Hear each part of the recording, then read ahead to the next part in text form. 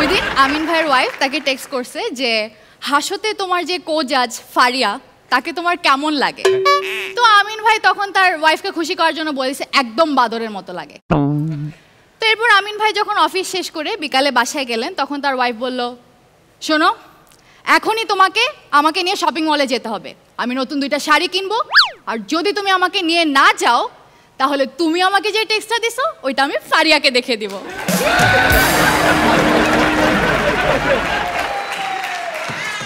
আগে বাড়িতে গেটের বাইরে মানুষ পাহারা দিত যাতে বাড়িতে কোনো কুকুর ঢুকে না যায়, আর এখন কুকুর পাহারা দেয় যাতে বাড়িতে কোনো মানুষ না ঢুকে যায়।